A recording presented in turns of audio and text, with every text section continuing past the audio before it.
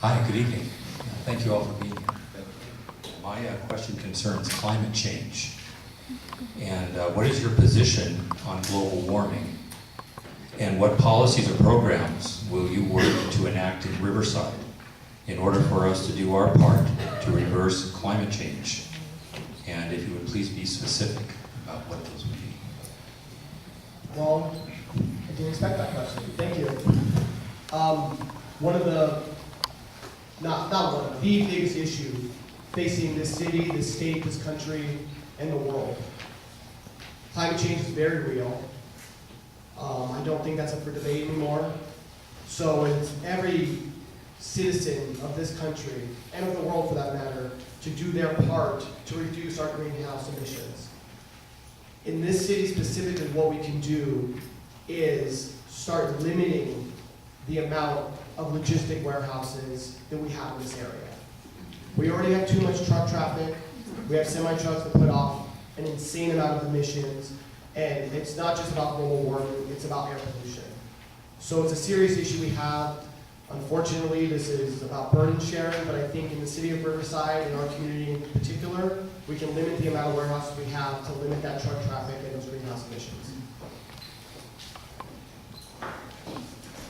Mr. Stewart, I think you win because I don't know if any one of us had planned on a climate change question tonight, so good job, you win for that one so far. So for me, I see this in business, and I work with large customers across the country, and one of the things we offer is sustainability options, right? Do you want to be green as businesses?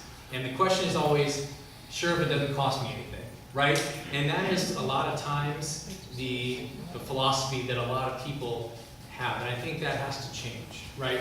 And it comes from at home, it comes from taking that responsibility for sustainability.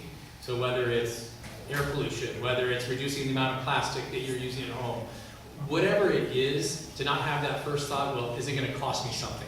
The cost is down the line of what could happen in the future. That's the cost, right? But I think that has to change at home, and as a city, we have to show how you can make those small changes at home, whatever the case may be. Thinking this question over, I always look at a certain population of says, well, I think we have climate change. Another group says, no, we don't have climate change, it's just the weather changes and so on and so forth. How do we solve that problem? Education. I think that the people in our country need to know exactly that from the politicians that they're getting the true facts.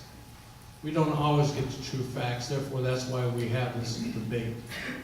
Until we get that situation clear in hand and get a good understanding, we will always have this problem.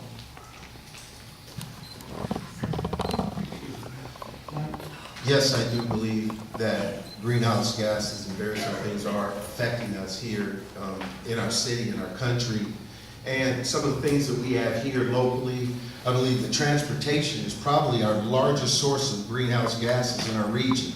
And we need to work with the state and our region to electrify some of our trucks and to be able to do things to remove as much of those emissions as we possibly can.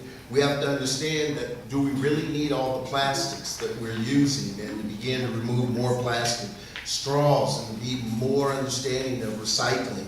And we also have to be very considerate and understand of where we're moving forward with solar power and electrical generation and water and various things that would help us that would not be on a grid, that would cost us more money. Thank you.